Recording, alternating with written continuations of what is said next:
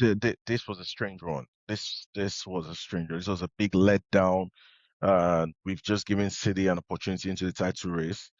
Uh, it was just it's a weird one. We lost all the tactical edge when we lost Havertz and a player of that profile before this game. These are the kind of games where you need that player who understand the role. Eze was a very, very big letdown in the game. Like in the first half, constantly he didn't know where he was supposed to be. When we press, he doesn't know where he's supposed to be. I don't know what he's doing in the training ground. And I'm not trying to be harsh. This is a player that I really, really appreciate. It's a player that I've admired for such a long time. But for a player of that caliber, with the skill set he has and the ability to boot, he should be able to know exactly where to be on the pitch, which areas to roam into, which area when we're pressing. Our pressing is off the ball game in the first 45 minutes is some of the worst I've ever seen under Arteta. Right? It's like you see Gyökeres press, Eze doesn't know if he's supposed to press to the left of Gyökeres or to the right of Gyökeres. And then you see Odegaard, he wasn't particularly great in the second half in terms of his impact on the game. The first 20 minutes he came on was really, really good of the second half, like especially when he's on the ball, he picks the right pass and tells the guys where to press. Our press was immaculate just by changing one player, right? We pressed so well in the first 20, 25 minutes of the second half, up until the point where we got the goal from Madueke. A very, very good finish. But it's a weird performance. It felt like a performance like we're looking tired. We lost Saliba before the game, but we don't want excuses. As we've said, this is gonna go to the wire. So if an Arsenal fan out there, you follow this team religiously, and you want this team to do well, you're gonna have to rein in your level of criticism, especially at this point in the season. The players they know what is at stake. They're the ones, not just us, that have been second multiple times.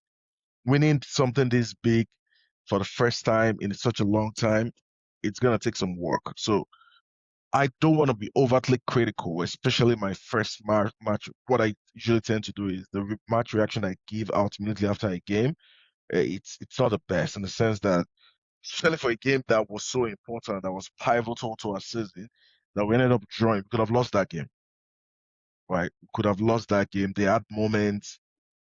We had our moments. So we could have won the game with Gabriel Martinelli at the end of the game. That should be a goal.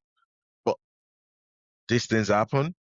Now we have to order our nerves, right? We have Wolves. I know we have Wigan at the weekend, the FA Cup. We have Wolves midweek, then we have the North London derby. Win those two games, and I think those two games are before City play again. We're gonna be what, 6 + 4? We're gonna be 10 points ahead with City having two games in hand.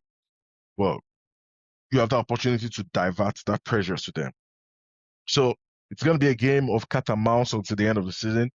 The goal is to be the Cats at the end of the day. Just get the job done. Nobody's gonna care if you win the league by 1 point or 2 points or 5 points. I would have loved us to wrap up the league so that we can do the things like PSG have done in the past, Barcelona has done in the past, Bayern Munich have done, whereby they have the opportunity to mix and match and rest their players for rhythm. But we don't have that luxury.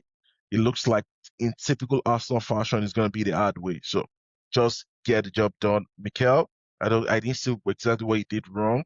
Like there's a reason he's not playing easy. I just hope everybody's saying it, right? Maybe his confidence right now is short, but it looks like the tactical idea of the team is not in sync with it. That's the one criticism I came out of this game with. Is like he's the only player on the pitch who doesn't know where he needs to be, right?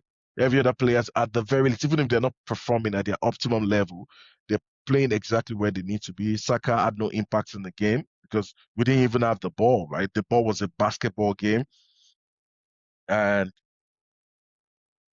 that Martinelli goal, that should be a goal. But anyway, I hope this feeling goes away. We need to win this Premier League, guys. We need to win. So let's focus on ourselves. Let's go back to the drawing board, and hopefully we can come out victorious at the end. Thanks.